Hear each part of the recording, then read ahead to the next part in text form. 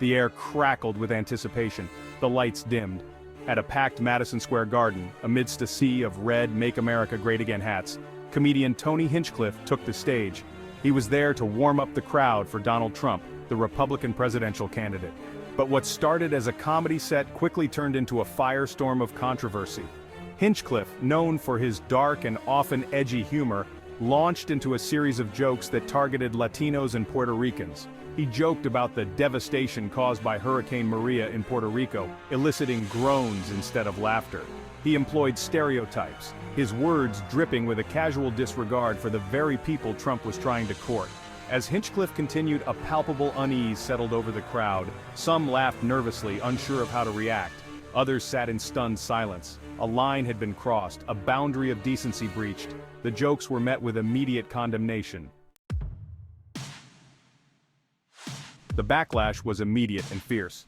On Twitter, Facebook, and Instagram, users expressed their disgust and anger. #Hinchcliffe is over party trended nationwide. Politicians, celebrities, and ordinary citizens alike joined the chorus of condemnation. "This is not what comedy is about," tweeted former Democratic presidential candidate Bernie Sanders. Hinchcliffe's jokes were not just offensive, they were dangerous. Republican Senator Marco Rubio also weighed in, calling the jokes unacceptable and harmful. The outrage was not limited to the digital sphere. Protests erupted outside Trump Tower in New York City, with demonstrators demanding an apology from both Hinchcliffe and Trump.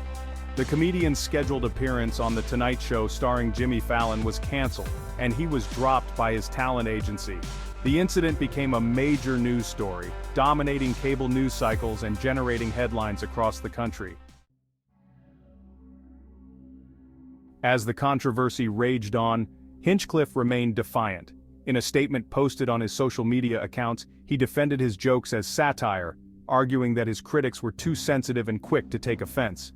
He claimed that his intent was not to harm or offend, but to challenge people's perspectives and spark conversation. "Satire is meant to make you uncomfortable," Hinchcliffe wrote. "It's meant to hold a mirror up to society and expose its flaws. If you're not offended by satire, you're not paying attention." Hinchcliffe's defense, however, did little to quell the outrage. Critics argued that his jokes were not clever or insightful, but simply mean-spirited and lacking in comedic value. They accused him of hiding behind the shield of satire to justify his bigotry and prejudice.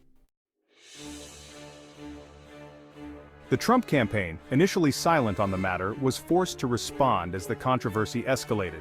In a carefully worded statement, the campaign distanced itself from Hinchcliffe's remarks, stating that his views did not reflect those of the candidate or the Republican Party. "Mr. Trump believes in unity and respect for all Americans," the statement read. He condemns all forms of bigotry and prejudice. The statement, however, stopped short of an outright apology, further fueling accusations that Trump was unwilling to condemn his supporters' hateful rhetoric. The incident put the Trump campaign in a difficult position. On the one hand, Trump needed to appeal to his base of supporters, many of whom appreciated Hinchcliffe's brand of humor. On the other hand, he could not afford to alienate moderate and independent voters who were turned off by such divisive rhetoric. The campaign's response was seen by many as too little, too late.